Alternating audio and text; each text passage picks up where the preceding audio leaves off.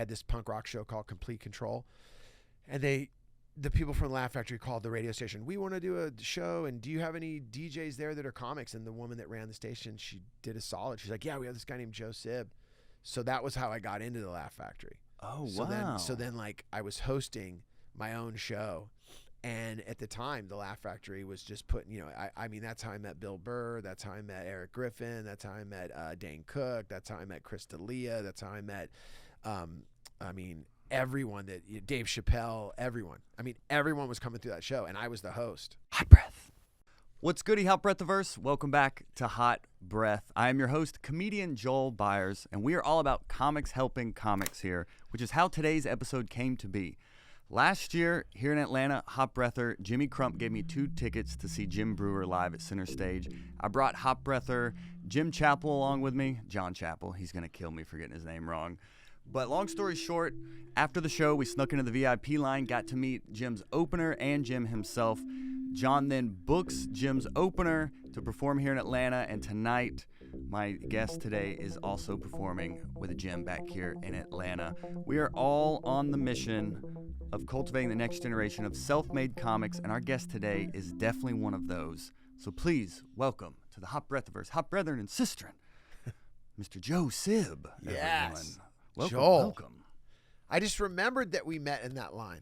Yeah, we kind of snuck into it. We just didn't have everyone had their badges, and we just kind of didn't. We just kind of stood there like this and went to the very back of the line. I remember you guys dipped in, and I went out there, and everyone has their VIP thing on, and you guys were kind of sliding in, and then you guys rolled up to me, and you're like, hey, you know, do you think we could meet Jim? And I was like, well, yeah, I mean, if you got the meet and greet. And you're like, well, we're comics. And right away, I'm like, yeah, you can meet him. Yeah. And I remember at the end, as you guys were rolling up, you know, I was like, Jim, these guys are comics. And like his whole persona totally shifted from like, hi, nice to meet you. Can I take the photo? Move along. And as soon as he found out you guys were, and not that he's not like that. He's super, you know, obviously cool with all the fans. Mm-hmm. I don't want anyone to get bummed right now. They're like, hey, I met Jim and he doesn't like me. No, but I could tell as soon as he knew you guys were comics, like his shoulders like dropped. He's like, what's up?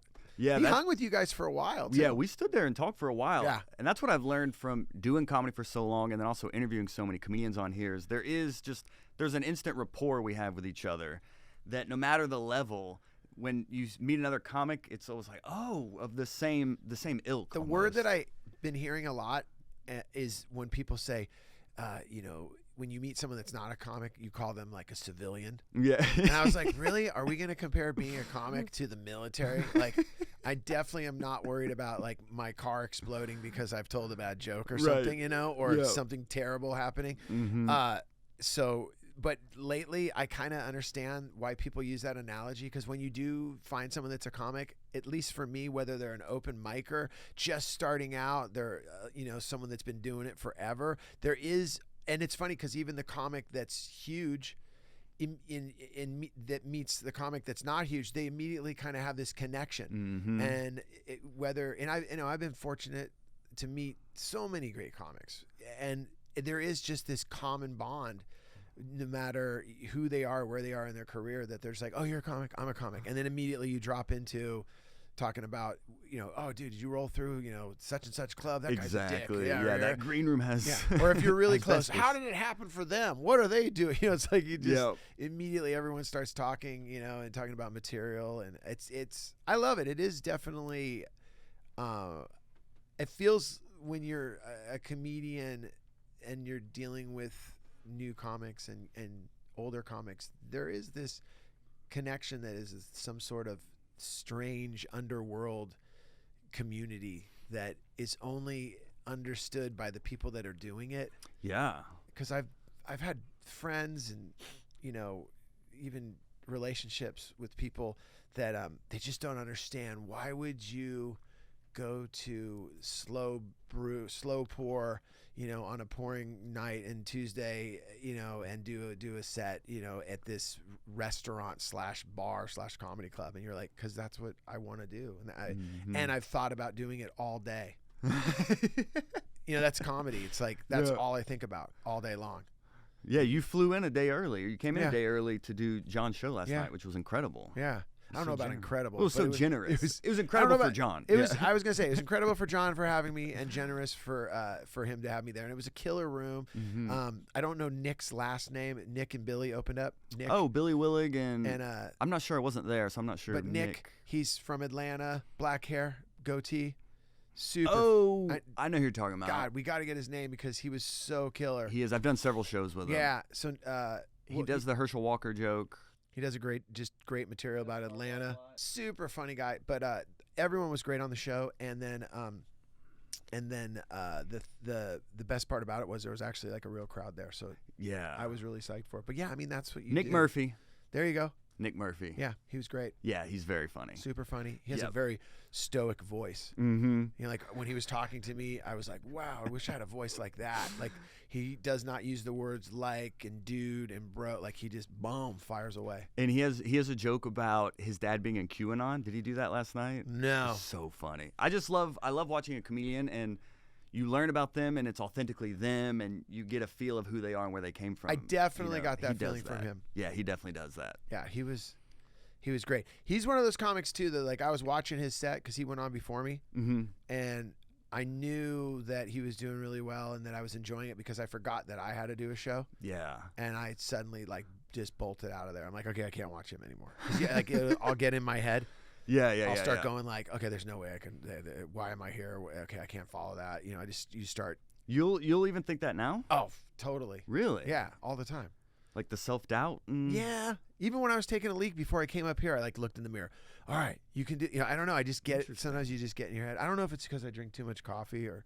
I mean, there could be anxiety from. Yeah, you know, I don't know. Yeah, I don't know. I think when not that I have self-doubt, like, oh God, I can't pull it, but you know, I think.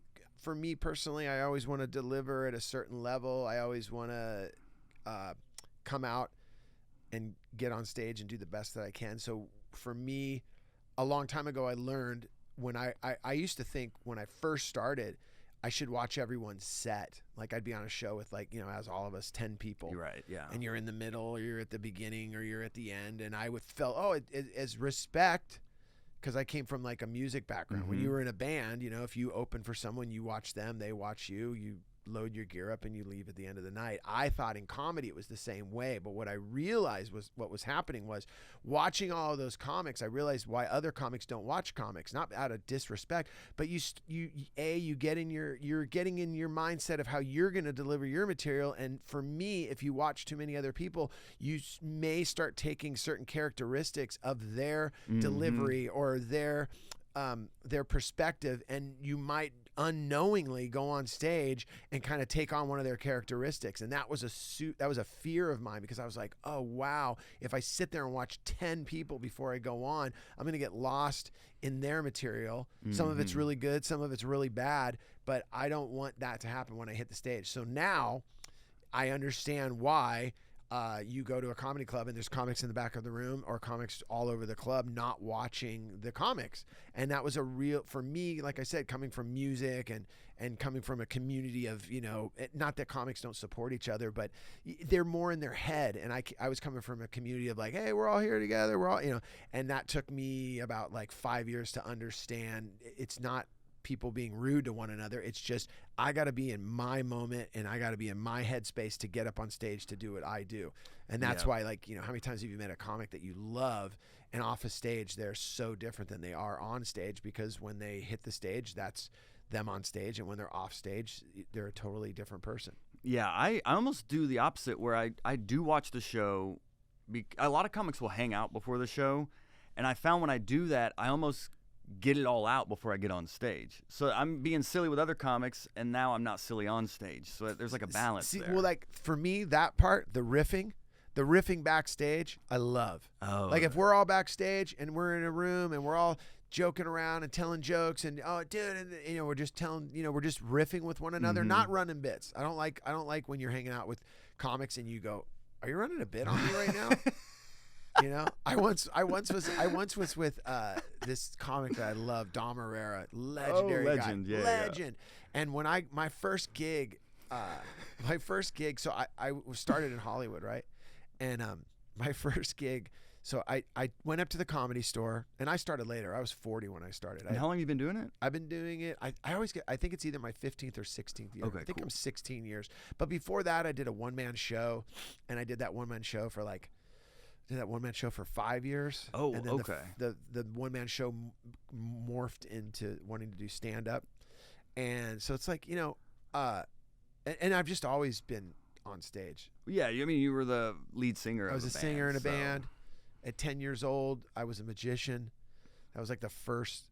I'm not making that. Like that was like I believe you. that was my first time on stage. I was 10 years old. I was really into magic. My dad and I I saw the movie Houdini, this old Tony Curtis movie from back in the day, and I was just like, oh my God, like to me, like magicians were like the first rock stars, for me, because like their posters are so metal looking. Like if you look at old Houdini posters and magicians from that era, they're all that, like there's all these like devil and like they're in, like they're underwater or they're like, in chains. I mean, it's so like early like Metallica, metal, like it's just very metal, which I didn't know it obviously at the time, but as a kid I was drawn to magic and like how would these comics do this, That's awesome. There was this one comic though, Doug Henning, who totally like wasn't any of that. He was like more like rainbows and like flowers and stuff, total hippie dude.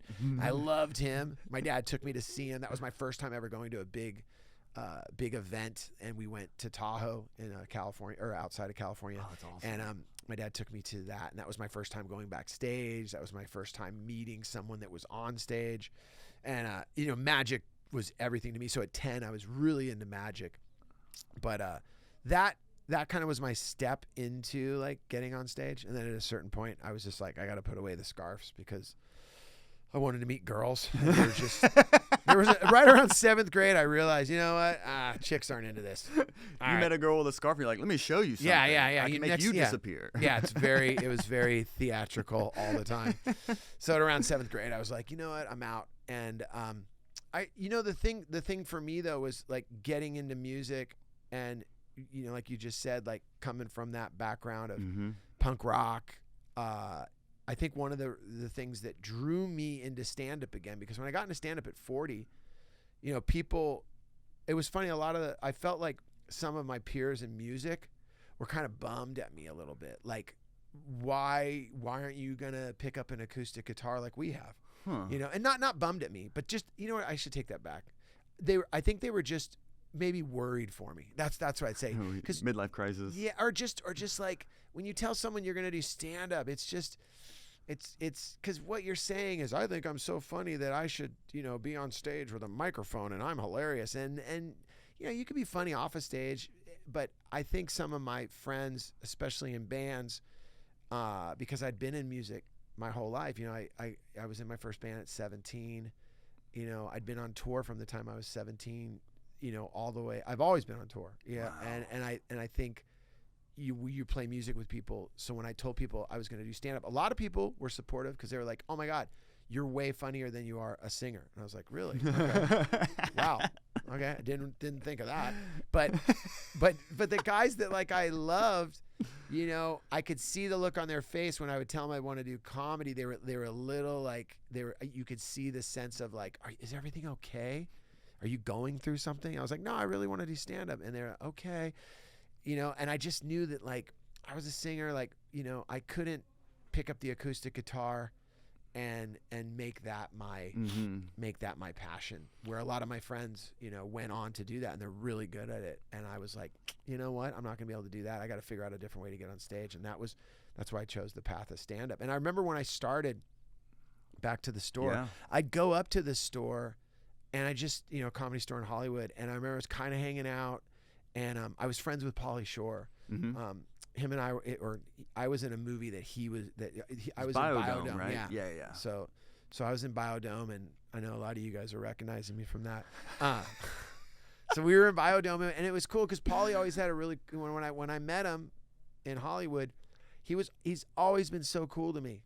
Like to this day, That's great. he's just always been a solid, we're not tight like we roll together, but we'll text each other here and there. I ran into him when I was in Maui once, and I remember I was in Maui and it was like he was there, and I was with my girlfriend at the time, and she's like, hey, she kind of put me on the spot, like, hey, Pauly Shore's here.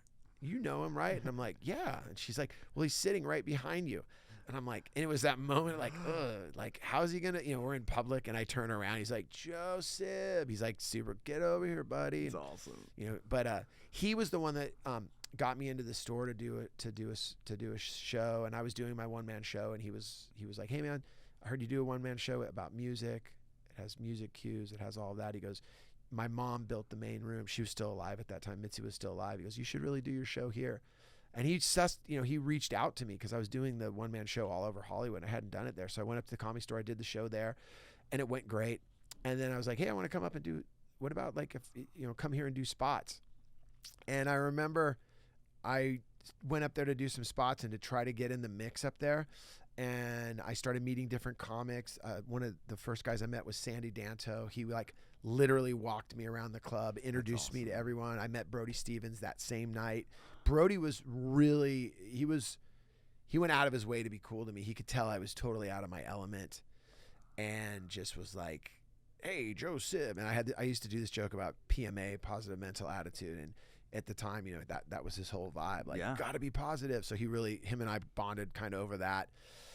But I knew at the time the store just like, I just didn't feel like a connection there, in the sense that the time you have to put in, and a comic named Eric Griffin, who I was really good friends with, and actually like gave me feature spots when I first started. He said to me one night, he's like, you know what, man, this just ain't your place. You're not ain't your place, like people don't like you, but just, Joe, you're older, you got a wife, you got kids, they're young. What are you going to do? Hang out here every night for your 5 minutes at 1 a.m. And he's like, I just don't, I don't think, you're really, you don't have the time, nor should you put it in here, because it might not be the place for you.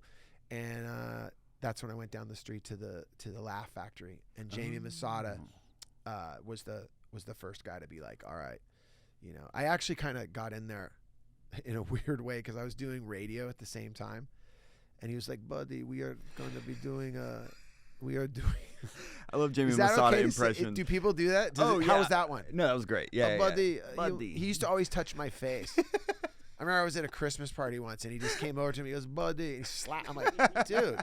And he's slapping me, telling you, why do you have a beard? You must shave that beard. It's terrible. Shave it. And your clothing is terrible. So why are you wearing that? Just wanders away. And okay. I remember one time I went on stage, and I got up. He's like, oh, buddy, your energy. I love it. You're hosting. Oh, my God, your material. Terrible. Terrible material. And I was like, and he goes, you need to write with people. There's no way. You just need to write with people. Mm-hmm. But he was always, as I kept going, he always would, he put me up as hosting. And I didn't know at the time that people looked down at hosting. Oh, they're great reps. No, but I didn't. Yeah. I didn't know. That's what I thought. Mm-hmm. I was like, I want to host. And everyone's like, and I remember the comics in LA, no names mentioned. Mm-hmm. They were like, I don't host, man. What, dude? I wouldn't host. There's no way. I don't host. And I remember like, well, I'll do it. I was like, I get to be on stage 5 times in one night. And I knew not to like be the guy that's a punisher, like just doing material in between. But I also knew if I had a germ of an idea, which any comic watching right now, man, hosting is the best, because you can take out a germ of an idea that you wrote, and you don't really know the premise of the joke and where it's going, but you go up on stage and you throw, in between bringing up a comic and, kind of resetting the room, you throw that idea out. If it gets a laugh, you can go right back to your notebook and be like, whoa, okay, this is a premise I really believe can work. And I did that for 2 years at the Laugh Factory, easily. That's great. Yeah, and I got really lucky too, because Jamie would have me host, and then ultimately I ended up doing a show once a month there. There was a booker there that teamed up with the radio station I was on at the time. I was on this station called 98.7 in LA, and they were like, Pat and I found this comment I wrote about Bobby Lee. Like, I knew who Bobby Lee was. I'd never seen him do stand-up, and that was like a game-changing moment for me the first time I saw Bobby Lee, because I'd never seen anyone that physical,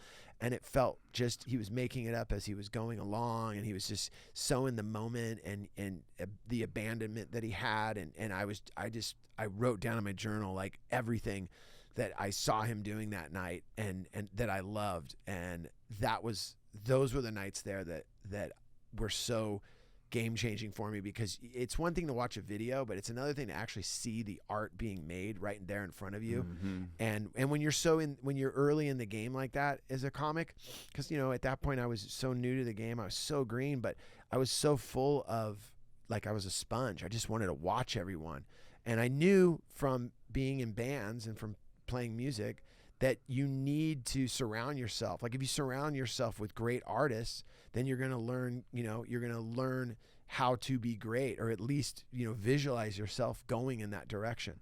So when Dave Chappelle, I remember I'd be there and Dave would come in, and there'd be nights where it was right when he came back, and he'd come in and he'd come up and, he'd be like, hey man, how many more comics do you have on the show? And I'd be like, we got like 3 more. And he'd be like, okay, can you bring me up at the end? I'd be like, okay. And he's like, and don't make a big deal about it. I like the way you bring me up. Cause I would never like go nuts. Right. But I'd always be like, everyone turn their phones off. If any cameras are up, you're out of here. But right now, this is why you come to Laugh Factory, Dave Chappelle. People go nuts. And watching him, I remember one night I was at a table, and it was like Matt Bronger, myself, Dane Cook was there, and I know, like, as people are watching this, like, the haters on Dane, but I have a great Dane Cook story. But like, yes. Dane was always cool to me, always has been. So I don't know. Oh, dude, he has always been nothing but cool. Yeah. Like, cool to the point of, like, just, I don't know, just cool, just like I don't know what it is, but he just always. But there was one time where he said something that's super funny. I'll get to that in a second. But this one night, we're all sitting at the yeah. No, we're all sitting at this. So Dave goes up on stage, and he had been coming in and been doing say like maybe 45 minutes, and he'd always wait to the end of the night. He never bumped anyone, which once again, you see how the greats work. He could have gone up when the place was packed. He's like, no, it's cool.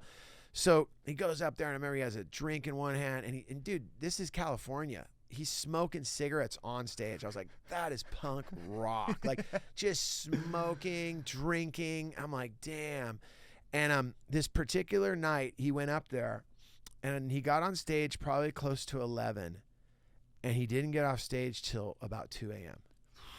And I'll never forget. It was, like I said, Matt Bronger, myself, Dane Cook, another comic. I can't remember who the other guy was. And we all sat there, and it was surreal for me, because I love Matt Bronger, and I'm looking at Dane, and I'm just like, wow. And every comic was just watching him, and we watched him for 12, almost 3 hours. And he was, that night, he was doing material that he used in that first special that he came back with, and he was doing that joke about buying ammo for a gun, and how the guy's like, well, what are you hunting for? And he's like, I'm hunting for, like, are you hunting for pheasant? And he shows the little box, like, no. Are you hunting for this, deer? He goes, no. And he goes, I'm hunting for, like, white men in, orange vests. He's like, do you have any ammo for? And it was like, that night when he did it, it just crushed. And it was so amazing to see that on the special later on. Yeah. But on that night, what I loved, he took so much time, and he sat in the silence, and people started to get up and leave, not because they weren't into him, but they had to go to work. And then when they'd get up, he would go, where are you from? And, okay, will you get home safely? And, like, he was so in this, it was very loose, and it was strange because, the other times I saw him, he'd go up and he would just murder for 40 minutes. Murder. Like murder. And this time he wasn't. It was almost like, 100 people were having dinner with him or something. Yeah. And he said something, I remember at the end of the night, he gets up and he starts putting his stuff away, and he goes, you all thought tonight was going to be a fine china night, didn't you? He goes, it was more of a paper plate night. And I was like, God. And then he said, if anyone comes out to see me, say that when you go up to get your tickets. Like, I'm here for, like, the paper plate night, and you'll get in for free. Because he, was kind of saying to everyone, like, you know what, thanks for letting me work out with you guys. Yeah. So that night, I go home, and I'm just like, did I really watch Dave Chappelle just work and talk and just, it was almost like it was the beginning of kind of what he does now in his specials, where it doesn't have to be funny the whole time. So I was like, what a great moment. About 2 weeks later, he comes back, or the next time I do my show, and he goes up, total different vibe, goes up and just took all the material that he had done a month earlier and just, it was tight now, and he just destroyed. Just, and I was like, whoa, what a different, and it was a shorter set. He just, boom, got up, did his thing, bailed. He did it at the end of the night, but it was so much, like those are the moments that I'll never forget. And that was really what kind of, the Laugh Factory gave me those opportunities. And a lot of people bag on, the Laugh Factory and, whatever, but for me, Jamie Masada, he was there, when Mitzi and Bud and all those people came, and he's still there. Yep. And you can still find him at the front door. Hey, buddy, he called me recently because it's funny. He calls me all the time. Once in a while, he's like, I have a club in San Diego. Everyone tells me you live there now. Why don't you run it? And I'm like, I don't know what. I go, dude. I go, Jamie, because by the time you say I want you to run the club, you'll already be over with me and not into it anymore by by next week. And he's like, oh, no, it's not the case. But I still have a Christmas gift he gave me. He always would say, ladies and gentlemen, that's like his way. Ladies and gentlemen, Joe Sib.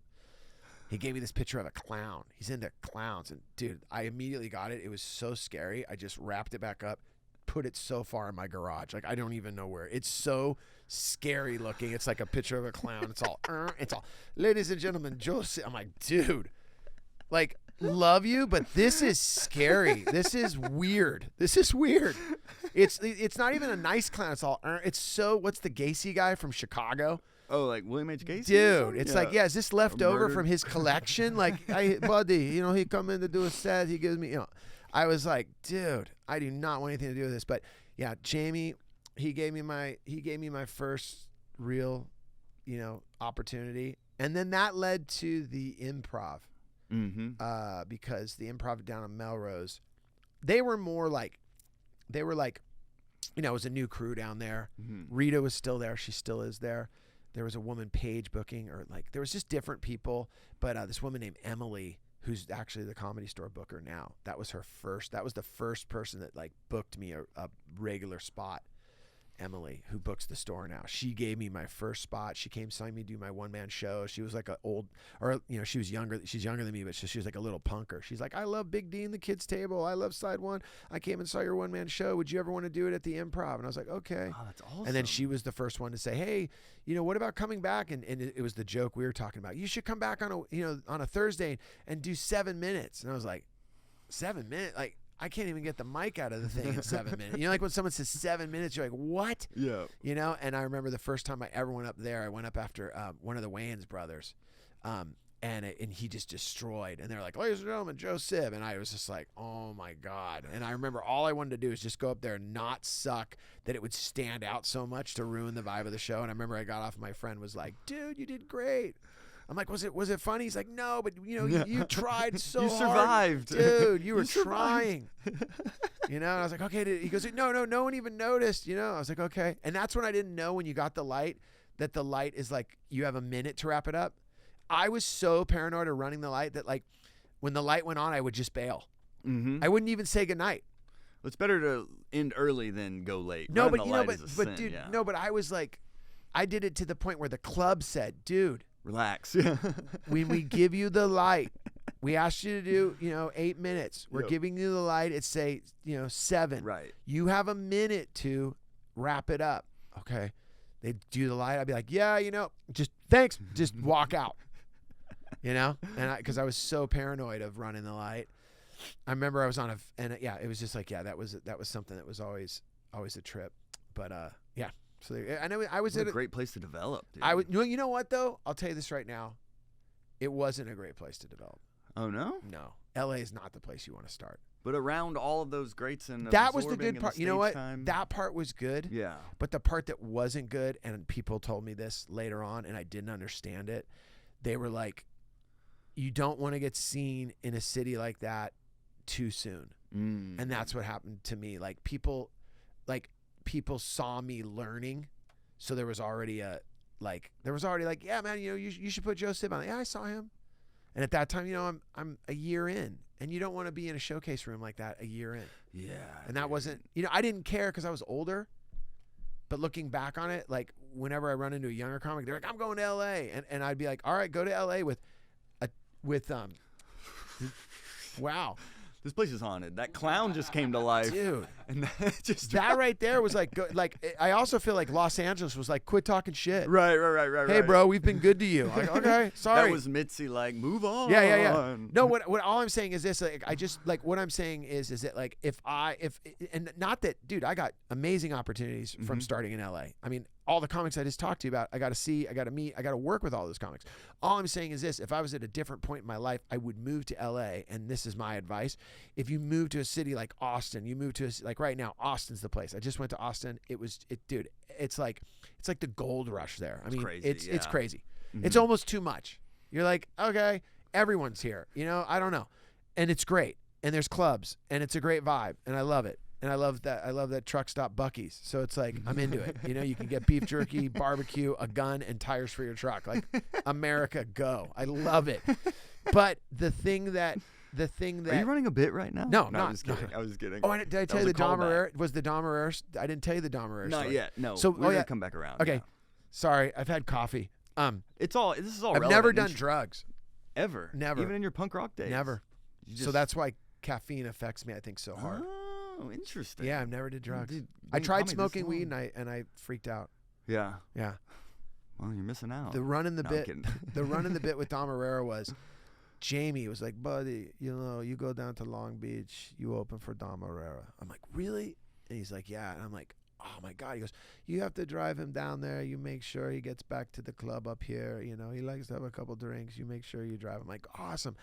And Dom, I remember I picked him up, and he was just so amazing. He was so cool to me. We had this other comic in the car, Bill Dawes, I think. Oh, Bill, I just had him on. Bill Dawes? Yeah. I just had Redhead him on the guy. show. Yeah. Dude, solid. Dude, talk about a funny guy. Yeah. So I got these two like seasoned comic in my little Prius, and they're just busting my balls the whole way down there. And all Dom wants to do is listen to the Beatles and talk music, and just he was just so into that, and I just loved it. He knew that I was into music, and that's the reason why I think I got the gig to drive him around, because he was like, it's a music guy. So we get all the way down there, and I remember we're talking, and I'm talking to him about something, and he looks at me and he goes, or this other comic's on the show, and the comic's talking to Dom, and we're all sitting at the table, and just out of nowhere, Dom goes, hey, are you running a bit on me? And I was like, dude, like I'd never heard anyone say that. And then on the way home, he goes, I can't stand when you're with people and they're running a bit on you. Like, why was this guy running a bit on me? And I remember I worked with Dom a few more times, and I'd always try to get comic advice out of him. Of course, yeah. But he always was just like, hey, Joe, hey, I'm going to have another drink. You want some? No, hey, have a drink. Okay, wait, you're driving. You can't do it. Okay, he goes, hey, let's go. Let's drive back to Hollywood. We can make it for last call. And we drive back. He's like, hey, are you hungry? Let's go to, Greenblatt's. I'm like, okay. So the next, like, going out with Dom, I wouldn't get home till like 3 a.m. because he would we'd go to lunch, we'd go to the club, we'd watch all the comics, we'd have a drink, then we'd have a meal afterwards. I'd drop him off.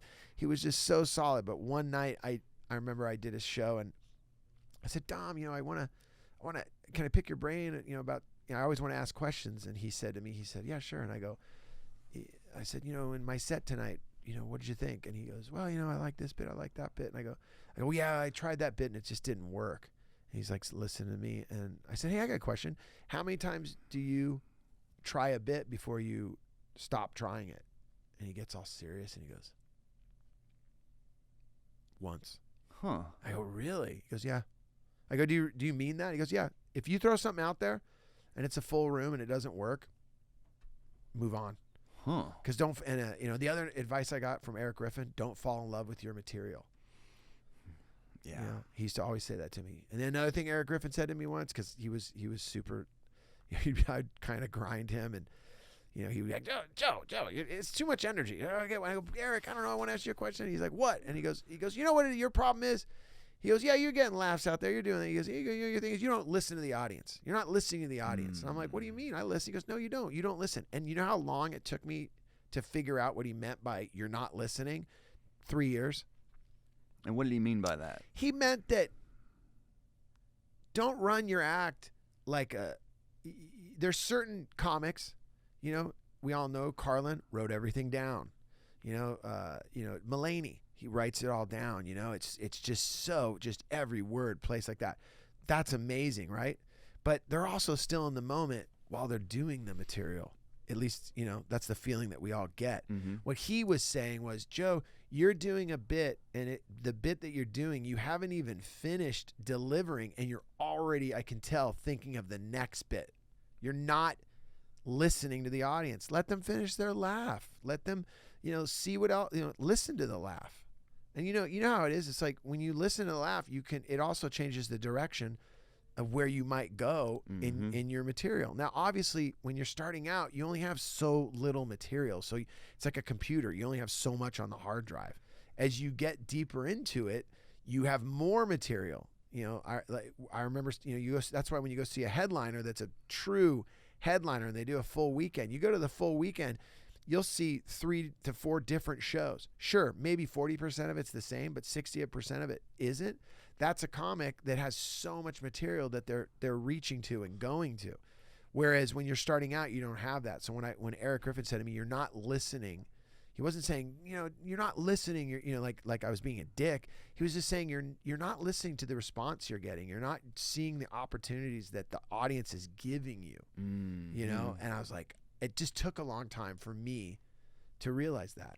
All of us. It takes years to have the confidence and the material to actually realize it's not a monologue, it's a dialogue. And there you go. Say something, their laugh is the response, and there's like an ebb and flow to it. It just it's takes the years. Flow. It's the flow. Yeah. It's like, it's all about being in that flow. One time, Rita from the Improv, who's booked everyone and been there for years in Hollywood, I got done with a show once, and I was like, I felt so good. And at the end of the night, she said, "Yeah, Joe, yeah, it was good tonight. It was good." She's like, "You know what though? But I don't know, where's the crazy?" And I was like, "What?" And she's like, "Just, I don't know, like where's that? Where?" And that took me like, I was like, "What do you mean? Where's the crazy?" I just had a great set, and what she was saying, it took me a year to figure that out. Like, where's the like not scripted bit? Where's where's you being you? Like, you're not being you. And I was like, okay, that took another year to figure out. Also, she said to me once that something that she said, "Joey." She was walking through the club, and I remember she just kind of yelled at me, "Joey, quit." Quit. She said, "Quit something." It was like it was in between shows. She said, "Hey, Joe, just enjoy the journey. Can you just do that for me?" Because I was asking like, "How many tickets have we sold?" And she's like, "Joe, just enjoy the journey." And at the time, I didn't know what that meant, and now I'm like, oh, she's saying like, "Joe, all of this is part of becoming the comic that you want to be and the comic that you'll grow into, but you're not focused on that. You're focused on all of these distractions. How many seats are sold, how many people are coming, what's the ticket price? Like, quit doing that." Now that probably comes from me just, being in the music business my whole life. And it's just, it's just a habit of mine to know how many tickets have we sold? What's the cost of the event? I just know that stuff because, that's part of the game too. Big time. But her saying that to me really made me go, you know what?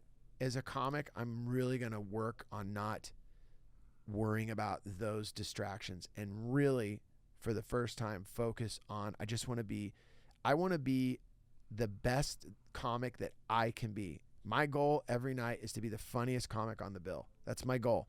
And that might sound arrogant because you're on great bills with people, but I feel that like it's like they talk about it in AA. It's like, keeping your side of the street clean. They talk, and not that I'm in AA, but it's like, I just have a lot of friends that are, and I love that terminology. I love everything about AA except the not drinking part, but because it's like, dude, working the steps. Oh my God. I joined Al-Anon, and I remember I had to work the steps, and I was like, but I don't have a problem with alcohol. Well, Al-Anon's for, Al-Anon. Yeah. Al-Anon is, you join Al-Anon when you have, someone in your life that has, a problem or a situation with drugs or alcohol. Oh, okay. So, it's like, and it's great for like, you may have a mother that you never knew that, oh, wow, I've grown up with a mother that, is an alcoholic, and I'm not an alcoholic, but like you go to Al-Anon, you get a chance to be a group of people that are like, hey man, like I never had a problem with alcohol, but because the person that was in my life did, these things happen. So you can kind of work out, solutions and ways to get through those relationships. But that was one of the things that I took away from that to bring into comedy, was just like really trying to just be the most authentic version of yourself as you possibly can on stage and in life, which is super hard. Yeah. How do you do that? It takes, dude, it's so much work. Mm-hmm. And you're always, that's the thing I hate when she said, enjoy the journey. And this is a bit, I hate the band Journey. I don't want to enjoy the journey. I hate that band, you know, like I don't want to enjoy the journey. I want it right now, you know, but I've learned now it doesn't work that way. Mm-hmm. You have to for you to create the art that you want, you just have to get real with yourself. And you have to, the funny comes from the honesty. It's like, you know, everyone's heard the quote from Pryor. That's where that when you're honest, the funny comes. And as soon as I think you look at yourself and start writing from the heart and start writing really what is going on, that's where we see the magic on stage, because the audience can identify with, they know the bullshit. I mean, how many times have we heard the comics go up there like, you know, so I was in this threesome, and you're like, dude, you've never been in a threesome. Stop it. You've seen my act. Okay. Yeah. You know what I'm saying? Or, I'm clearly the guy that's like, threesome. Yeah.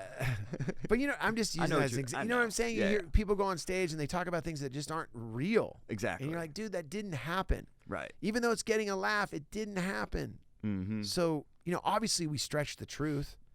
You know, you can have a premise that you're talking about someone that, hey, maybe it happened to this person, but, you know, you turn it into, it happened to your son or it happened to your dad. And you're like, it's funnier that way. Right. It doesn't make sense if it's, you know, but I just feel like that journey and all that, those things that I've learned, you know, listening to Joe, listen to the audience, you know, you don't listen to the audience, or, you know, people saying, hey, enjoy the journey, you know, being on stage and really dropping into that moment. Those are the things that I think are that's like the thing, like as much as you can write material and you can do this and you can do that, the material and all that ain't going to work if you're not doing those other things, enjoying the journey, trying to find the honesty in your comedy, and also just digging deep. Because a lot of comics I see, you know, sometimes they don't want to write as much. You should always, you know, you ought to always be writing, you know, because it's easy to get an act, you know, and then you just kind of lean on it. Oh, I mean, that's where I've been lately, is like I spent the first 10 years, I self-produced a special on my 10-year anniversary, and then the pandemic hits, and now I'm at this next kind of like evolution of like, okay, well, I have that hour, now what? Now what do I talk about? Now, like, and that's hard. Not lean on that and stuff that's that hard. I just know works. That's hard. Yep. You know, it's super hard. Yep. But it's supposed to be. Yeah. Like, comedy is hard. Yeah. And it takes time. It's supposed to. Yeah. You know what, man? I always say that anything that means anything in this world is supposed to be hard. Yeah, for sure. And it's a grind. Mm-hmm. You know, I was talking to, you know, John, who, you know, hooked me up with you to do this. You know, when you say to a comic, unless you're like, you know, a Bill Burr or, you know, a Sebastian, it's like you don't have to ask those guys what's going on. Like if you run into Burr, you're not like, hey dude, so what's going on? Everything's fucking awesome. You know, I'm in a private jet selling out huge you don't have to ask him that because you know it. Right. Any other comic that is out on the grind, if you say to them, hey, what's going on? If they're a true comic, we're both doing the same thing. We're trying to write. We're trying to get on bigger shows. We're trying to get feature spots. We're trying to work out an hour. We're trying to find a place to work that hour out at. At the same time, we're doing this thing called social media. Yep. We look at that. It either puts us in a good mood or a really shitty mood. We judge. We say, no way, I'm happy for him. And then deep inside, no, I'm not. You're jealousy. You know, it's all these emotions that go through. You're trying to find the magic bullet that pushes your stand-up out there. Then you question yourself. Then you don't question yourself. And then you write a new bit. And then you do the new bit. And then you try to get more of a guarantee. And then you're afraid to ask for more of a guarantee. And then you feel that you're being lame. And then you're like, maybe I should do a podcast. And then if I do the podcast, more people will be into my following. And then if I have more followers, then they'll buy more tickets. But then people will think I bought my followers, and I got to make sure I didn't buy the followers. And then there's the blue chip, and everyone's in. They thought the blue chip was cool. Now it's not cool. And then I got to start a YouTube channel. Shit. Oh my God, I should do a podcast. I don't have any of this gear. Who would I do it with? That's being a comic. Yes. You just summed it all up right And that's there. you every day in your car alone. It's like, it's not like, I swear to God, I remember when I started, someone said to me, you don't want to be a comic. And I said, why? They're all, if you're not careful, it can be sad. And I was like, I'm not a sad dude, but I see a lot of people go down that rabbit hole, and you got it. You can't, man, because it's a solo game. And I'm used to being in a band. I'm used to 4 of us. We get done with the show. Dude, that was awesome. You're all high-fiving each other. And if it wasn't awesome, you blame it on the other guy. Like, you get off stage, like, dude, I don't know what you were doing during our 3rd song, but, learn how to play the song. You blame it on that dude. That wasn't on me. Dude, when you get off stage doing stand-up, you only have yourself to high-five. Yep. And you only have yourself to say you suck. You're just in the green room eating chicken fingers alone. Yeah. Like, for better or and worse. not that, and that's the other thing, though. I'm not going to be one of those guys that come on here and be like, oh, dude, it's so hard. It is not, dude. I am so stoked. I'm here tonight. I'm very grateful to be a comedian, so, for sure. So grateful. So, Yeah. And you know what? And it's also like, either you're a comic or you're not. I think Jerry Seinfeld said that. You'll know, yeah. Either he said, like, I don't care if you're doing room 100 people, and I don't care if I'm doing 1,000 people. Either you're a comic or you're not. Either you're in the game and you're a lifer or you're not. Yep. And I know for me, I'm in the game. This is what I do, and I love it, and I'm grateful for it, and I'm gonna keep doing it. And all that I want to do though is be the best version of myself on stage. I want to write the best material. I want to be the best comic. I want to, I do want to treat every show that it's like the last show or it's the last spot. And some people think that's silly, but I don't care anymore. I'm like, you know what, dude? I've gotten this far in my life with that attitude. I'm going to keep doing it. Yeah, and this comedy grind now is that DIY self-made. I love it. It and reminds that's me what of punk rock, was, right? Dude, it's so funny you say that. That's one of the things that drew me into it. Was I was like, this is punk rock. Everyone, dude. You got the Mark Normans that, they put their special out on their own. Boom. I love that. You got the Matt Rifes, just like, all right, we all know that story. He's trying to put one-nighters between Milwaukee and Chicago. Oh, you can't even get paid. And then all of a sudden, OnlyFans comes out. Boom. Yep. Love it. Mm-hmm. It's there. You work hard. You write good material. You're a good person. That's all you can do. And that's and I love it, and I do feel it's punk rock because there's no rules anymore. There's no gatekeepers anymore, whether it's YouTube, whether it's, your podcast, whether it's moments like this. Back in the day, we couldn't have a moment like this. It'd be like, all right, you need to talk to so-and-so, and let's see if you're on the podcast. Now today we're doing this, and, hopefully someone listens and goes, all right, I took something from that. That's my goal. Yep, that's the whole goal of this whole show, man. Yeah. Yeah. Well, dude, I was just going to say, I didn't tell the Dane Cook story. Oh yeah, I was gonna get to it. Okay, cool. Yeah. So we can get to it because I was just gonna. Okay. We're landing the plane. Landing the plane, bro. So we can get into Dane. Seat and I'd like to positions. hear about Jim some as well too. Yeah. What do you want? Yeah. But let's do the Dane Cook one. Let's do Dane. You're Cook. gonna like the Dane Cook story because it's also like punk rock too. Okay. Cool. Okay. Yeah. Alkaline Trio. Yes. Fan. Yes. Matt Skiba. Well, I went through a skater phase in middle school. Okay. I have the scars to prove that Got I it. was a husky kid Dude, on a skateboarding's Habitat my life. skateboard. Royal trucks, don't want to flex. Yeah. Spitfire wheels. Okay. I don't remember the bearings, but I was into skateboarding, and then I just fell way too much. Okay, so skateboarding is like, And the punk rock, I was all into all that. Yeah. So for me, skateboarding I grew up in the Bay Area, San Jose, and I was in the right place at the right time. It's just like I grew up with Steve Caballero. For the Bones Brigade. Him and I still friends to this day. That's awesome. Mike McGill, I was there. I got to see everyone skate from Christian Osoy to Billy Ruff to, obviously Steve Caballero, Tony Hawk, Steve Stedham, Kevin Staub, like any legendary pro in the 80s, Rob Rostakoff, Jeff Kendall, Corey O'Brien. I mean, I saw Lance Mountain. I mean, I saw everyone. And I got to participate, not skating in sessions with them, but like being at the park and skating, watching them. So I was watching them try to just win a trick. It's like a comedian trying to figure out a joke. Dude, they just so do it much. over and over and over and over. It's incredible. So for me, skateboarding has such a special place for me. And recently, which was a trip, the Bones Brigade it was basically Stacy Peralta, who founded the Bones Brigade, George Powell from Powell Peralta, and then you had Steve Caballero, you had Lance Mountain, you had Tommy Guerrero. Tommy Guerrero. Sorry, Tony's his brother. Tommy Guerrero. You had Tony Hawk, and then you had Rodney Mullen, Steve Caballero, and basically they did an event where people pay a large amount of money to have the Bones Brigade, all those legendary skaters, in a room where they have like a dinner, and then after the dinner they do a questions and answer. And Stacy Peralta, who founded the team, hosts it. And they asked me to open the show up. Wow. Yeah, and that was in November. Mike McGill called me, and he was like, hey, Mike McGill and Steve Caballero would come to see me do stand up, and there would be times where I'd just be in the, I'm like, are those two guys really watching me here do stand up? And they would bring their friends and their girlfriends, and it was awesome.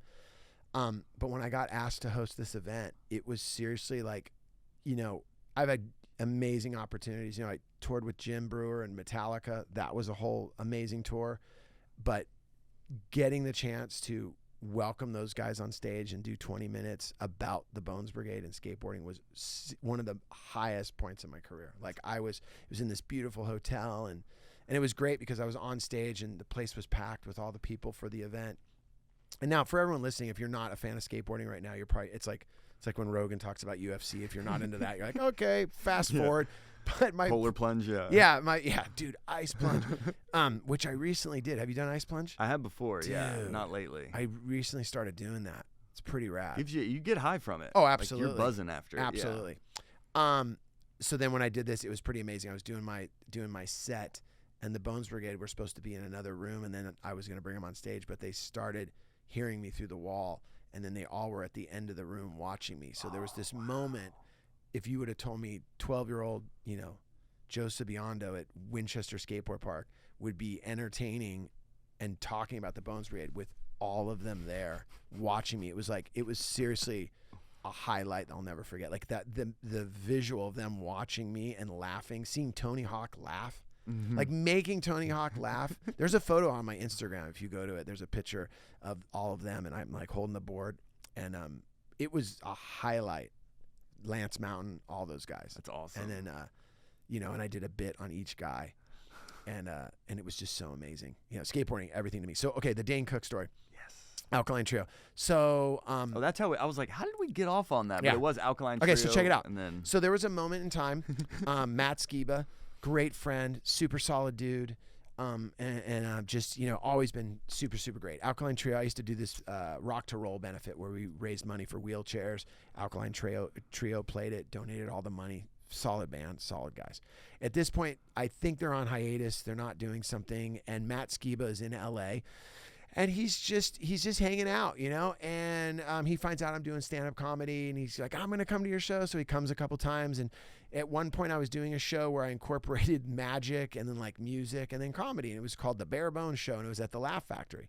And I'm doing the show, and that was when, comics at the Laugh Factory were doing my show, Bare Bones. So like we'd have music, and then we'd have a magician, and then we'd have all these amazing comics. Mm-hmm. So this one particular night, Matt's going to play music, acoustic.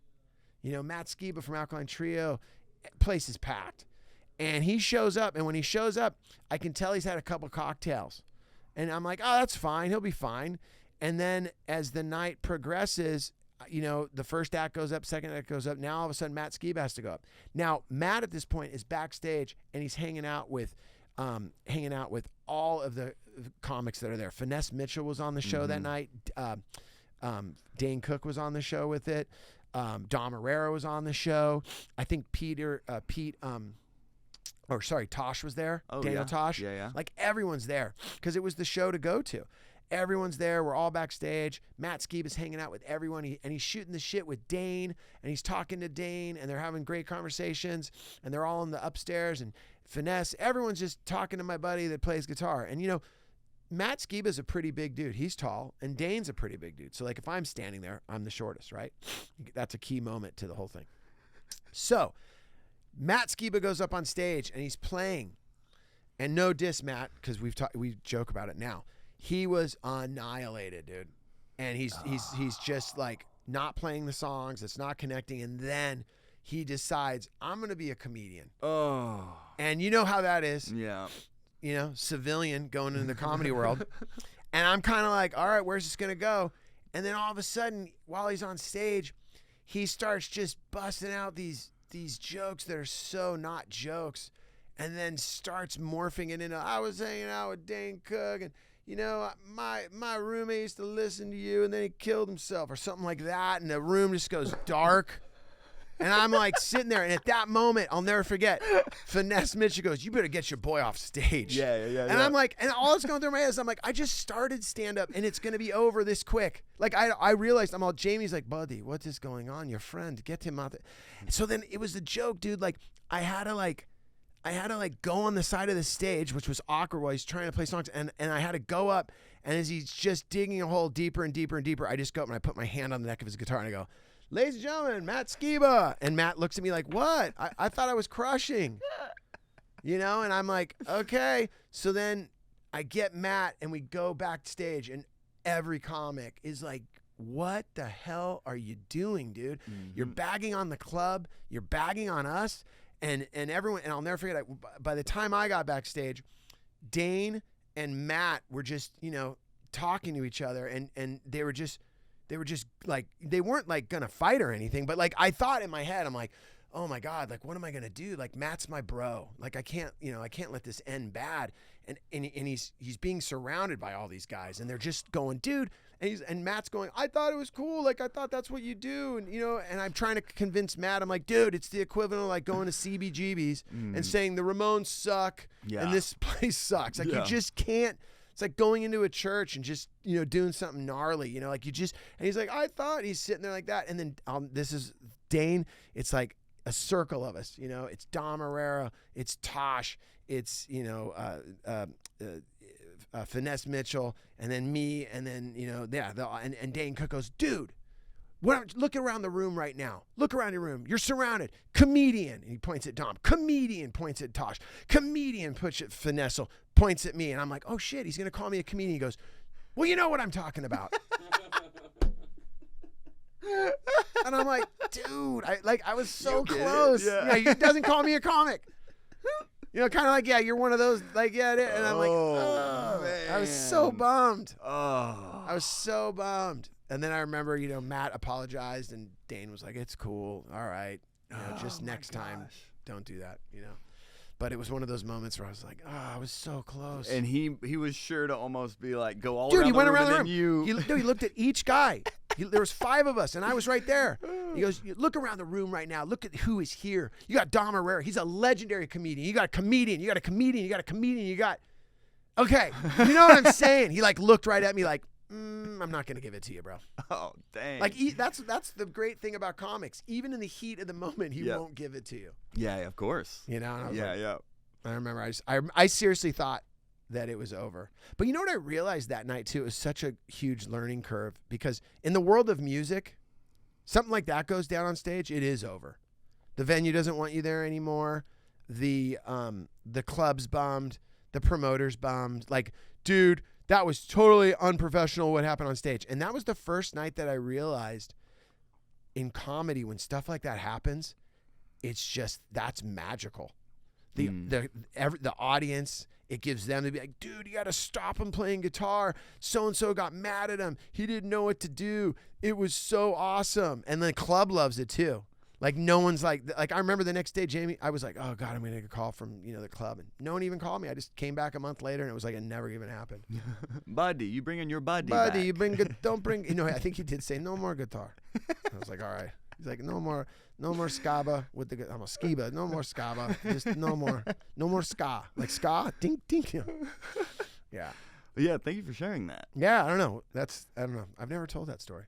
Yeah, my one interaction with Dane, I did a video essay about him because I wanted to tell his story, because he does get a lot of negativity online, and I was like, well, I want people to understand where he came from and like how he got to where he is.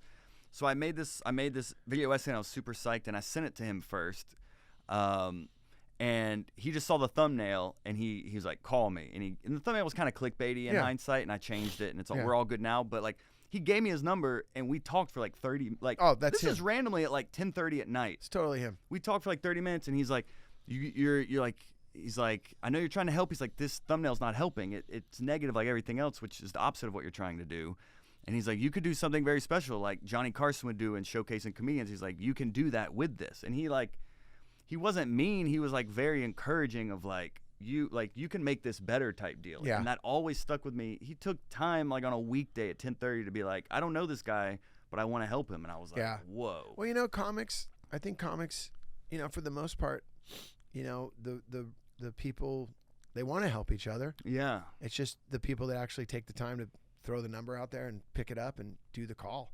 Yeah, this is how we started this whole thing of like comics helping comics. Yeah, you know? I mean, I wouldn't be here. I wouldn't be on tour doing this if it wasn't for Jim Brewer. I mean, he gave me a shot opening up for him. and it was such a random opportunity, and it just turned into, hey man, you can come on the road with me. Did he see you at a show? Or No, not at all. I stayed in touch with his publicist. So this is what I did is that I met his publicist in L.A. Randomly? No. I was a friend of mine, Chris Shiflett from the Foo Fighters, was interviewing Jim on his podcast, and I had a deal. They came to Side One to do it there. So his publicist came. I met his publicist, this woman named Amy, super cool, and I was like, God, I'd love to open for Jim. And she's like, stay in touch. And I was like, okay. So I just stayed in touch. And but every month I'd look at Jim's schedule and I'd be like, hey, I'm going to be out in Chicago on, the 18th of April. Like, if Jim doesn't have an opener, which I wasn't going to be out there, but I would just be like, I'll go. Right. Oh, no, we've got someone. Okay. Just stay in touch. And then it just came to the point where they came through the West Coast. They didn't have an opener. I went to the show, or I got asked to open. She's like, hey, can you open San Diego? I said, sure. At that point, my dad was living in San Diego, and I brought my dad. I told my dad, stay in my dressing room. I got to go to the front, box office. I came back. He's eating a sandwich and drinking coffee with Jim, spitting food on Jim. Like Jim's just getting salami. And he just looks at me, and Jim starts laughing. He's like, hey, I met your dad. You must be Joe. And I'm like, what's up? He's like, I love your dad. And then after the show, he was like, hey, man, I'm doing another show in a couple months. I hear, would you like to open? I said, sure. And then I remember we went to dinner, and he was like, hey, man, I got to say, like, any dude that would bring his dad to the show was just a thumbs up in my book. He's all, as long as you don't bomb, if you want to open up, I'll give you the slot. And I was like, whoa. All right. And it was a game changer. And now you've been on the road with him ever since. Yeah, I've been on the road with him a lot. He's given me a lot of opportunities, man. Just, it's been amazing. I mean, I just have nothing but, I'm so grateful and so thankful. He's just been such a solid human being. Been a great friend to me. Really great friend, he, and also just gave me opportunities that a lot of people don't give to other people. Like we're talking about, like when he got asked to go on the tour with Metallica, he said, hey man, they said I could bring someone else. Would you want to go? And when he got offered the tour too, I was like, he's like, what do you think, man? They want me to go out. They're not going to bring a band. And in my head, I was like, what a nightmare. It's insane. Yeah. I was like, dude, oh my gosh. He's like, do you think I should do it? I'm like, yeah. And I just wanted to go because I just want to see the show, Right. And then he's like, hey, dude, they said I could bring someone. Do you want to go? And I'm like, totally. And I'm like, I'm in. And we did that. It was amazing. We were the opening act for 6 months, 30 shows. It was a game changer. Yeah, it was like 1 week on, 1 week off for 6 months. And the crowds were receptive? At the beginning, no. The first show, and right now, anyone that was there would be like, no, dude. At the beginning, we had one show in Madison, Wisconsin that was not what we were still trying to figure out what we were gonna do. Because the problem is that we were so psyched we were going on tour with Metallica, we never planned anything. Mm-hmm. We would just get together and be like, oh my God, we're drinking beers. It's like, I can't believe we're going. I wonder if they'll play this. We were more worried about that than like putting together a show. So we did the Madison, Wisconsin show. We got through it, by the skin of our teeth. And then the next show was in Minneapolis. We had 2 days. And I went down to Jim the next morning and I said, bro, I didn't sleep. My kids were like, don't go on the internet. It's so gnarly. And I was like, people were like just not feeling it. And, but Jim was like, dude, who cares? Like, we'll figure it out. And I was like, Jim, we can't do what we did last night. He goes, yeah, I know. That's why you're here. Like, this is your world. I'm a comedian. Your world is shows. Your world is this. Like, that's why you're here, dude. Let's put together a show. Like, let's sit down. And then we just literally put together the show we ended up doing. And we learned, how to start it, where to go with it. And at that point too, Jim was like at first not feeling doing stand-up. It was weird. He was like, not weird, but we just both felt they don't want to see stand-up. They're not coming for that. And then what ended up happening because of Stern and because of Rogan and because of all the shit he'd done, everyone knew he was a Metallica fan. Everyone knew the Slayer bit. Everyone knew so everyone was getting there early because Lars from Metallica told us straight up. He's like, just so you guys know, like, the venue won't even be full. Maybe there'll be 1,500 people there. Maybe, these 20,000 seaters. That was not the case. Every single night, packed. I would come out on stage at 7:00 and it was full. It was not 1,000 people.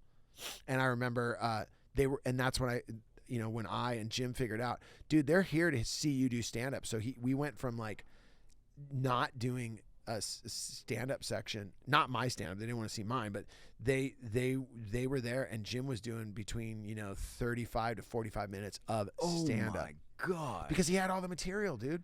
Were you doing anything, or were you I just would, what I there? was doing was this. So I basically was the MC. Okay, cool. I was your host. Gotcha. I came out. What's up, everybody? Welcome to Atlanta tonight. Metallica's in the house. All right, cool. I'm gonna play any music that you guys want to hear. Anything you want to hear, text to this number. Tell me what you want to hear. You want to hear Priest? You want to hear Pantera? Anything you want to hear, I'm your guy. You want to hear some Exodus? Boom, I'm your guy.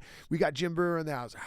All right, cool, man. We got a great night for you guys tonight. Right now, we're going to kick it off with the only band that can start this night. Ladies and gentlemen, scream real loud so he can hear you. Let's scream so loud that Lemmy can hear you. Here's Motorhead. Boom, I go into Motorhead. Beautiful. Because I knew if I played Motorhead, no one could talk shit. No one could. Because, it's Motorhead. You cannot, I don't care if you're into, Slayer. I don't care if you're into AC/DC. You're like, okay, Motorhead's the shit. So then, boom, I come out with Motorhead, and then I just started playing requests. And then I did that for a half hour, got the audience fired up, and then brought Jim out. And that's where he'd do a section of stand-up, and then he would bail, and then we'd go back to music. So we could go in, we go out, we go in, we go out.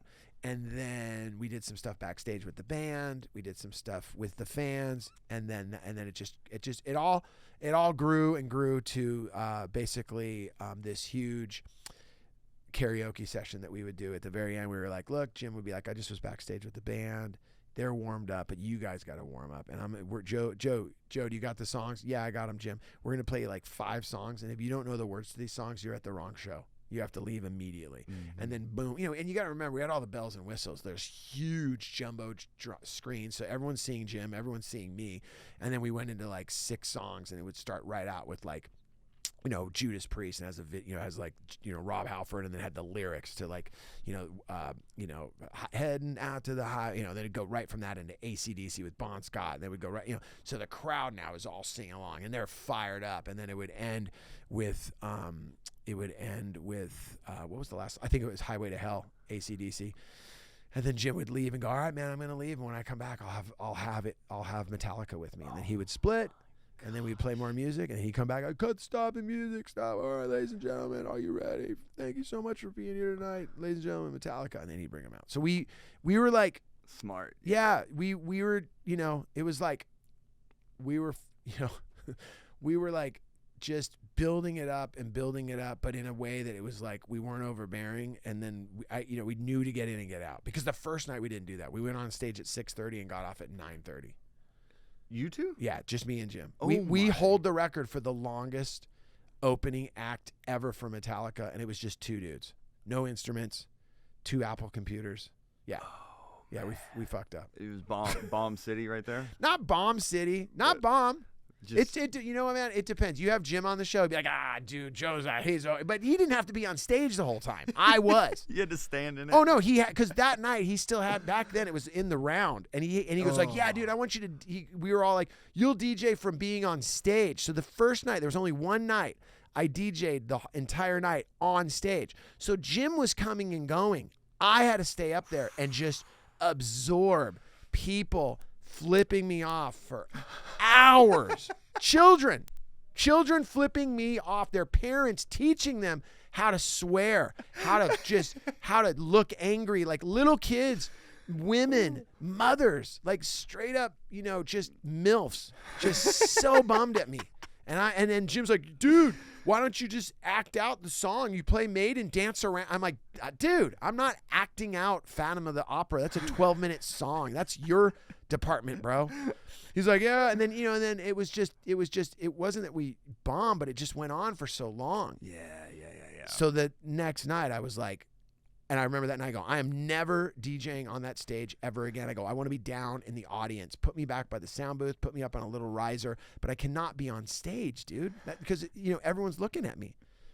And they were like, okay, we'll do that. So that was a game changer. There's one picture of me somewhere. I should give it to you guys, where Jim and I are both on stage. And I'm just like, I got the readers on, and I'm just lost. I remember it went so bad that night that I remember when Jim when we brought Metallica on stage, I grabbed my wallet and because my wallet was with me on stage, and I grabbed my wallet and I left all my gear on stage. I'm like, I'm out of here. I'm done. I don't care. I'm not. I go, dude.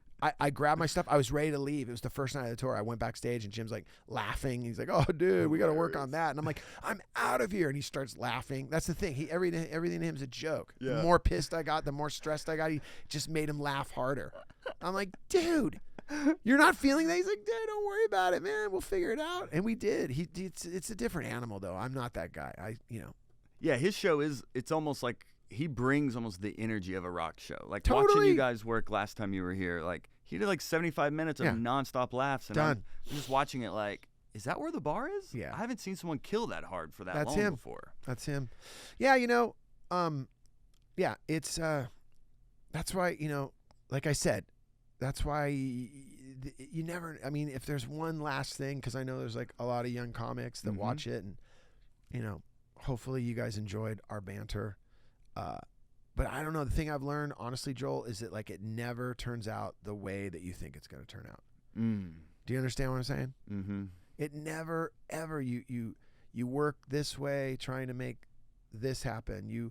Whether it's in a relationship, whether it's being a dad, whether it's being a mom, whether it's being a friend, whether it's a career, you go through life and you have all these visions of this is how it's going to be. This is how it's going to play out. This is where I'm going to be when I'm this age. This is where I'm going to be.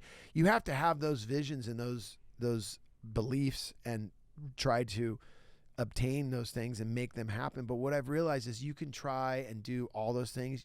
It never goes down the way you think it's going to go down. And generally, if you do have a plan, it goes down a better way. But if you don't have a plan, then nothing happens. But I've just learned, like, when I was in my band, I was convinced I'm going to open for Metallica in my band. My band, we're going to open for Metallica. That's what we're going to be doing. If you would have told me then, no, you're going to go out and you're going to tour with Metallica. Oh, yeah, of course. I know that. No, but you don't understand. You're going to tour with Metallica as part of the opening act with Jim Brewer. No. And you're going to be DJing. No. Oh, and throw this in. You're going to be doing like comedy and like giveaways and like, telling stories about whoa, what? I would have never, ever thought of that. I would be like, no, I'm going to be in the opening act playing like band, singing. No. So it just goes to prove it never, ever turns out the way that you think it's going to turn out. Yeah, and just being open to opportunities. You got to be trying to be as authentic as possible through all of it. Just like we said, about half an hour ago, it's just opening up and being aware of trying to be, the best version of yourself on stage. Yep. I don't know who said it, but it's like some comics will say like, yeah, man, I kill on stage, and I kill on stage, but I'm terrible at life. I forgot which comic said that. Sure, there's a lot like that. Yeah, but it's like you got to work on both. Yep. And that's all we're trying to do. You're just trying to do it. I'm a total work in progress right now. It's like, and what I've realized is that it's just a work. You're always working on stuff. See, I thought you worked on stuff and then it's done and you don't have to work on it anymore. And now I'm learning. I talked to my dad, and he's up there. I doubt he's going to watch this, but he's 83. Sorry, Dad. He hates when I say his age. Gets so bummed. There's ageism, and I just don't appreciate that. Ageism. But this guy's publishing articles. He's teaching. He just got married. Wow. He toured. He goes out on the road. He's an animal. He's 83. Mm-hmm. And I'm like, he's such an inspiration. And he said, Joey, I'm telling you right now, the last 30 years of my life are amazing. And it's because he just still is putting art out there, still writing, still putting it out there. So, Well, thank you so much for taking the time. Dude, thanks for having me, Joel. Genuinely. Did we go too long? No, we okay? No, we did. Yeah, we did great. Okay, yeah, cool. I know we went a little long than I told you, but it's all good. We had a little momentum there, and I appreciate you going the extra time. Did I touch time. base on everything? We nailed it. Cool. Yeah, we nailed it. Hey, and if anyone wants to get a hold of me, please, I was going to say, I'll give you my email, joesibcomedy@gmail.com. Hit me up, if you got any questions. Follow me on Instagram. It's Joe Sib, and Facebook, Joe Sib, and joesib.com. And come out to a show, and it'd be nice, see what we talked about today live. Beautiful. Well, thanks for having me, man. Thanks. I really appreciate appreciate coming on it. the show, Joe. Absolutely. That was super fun.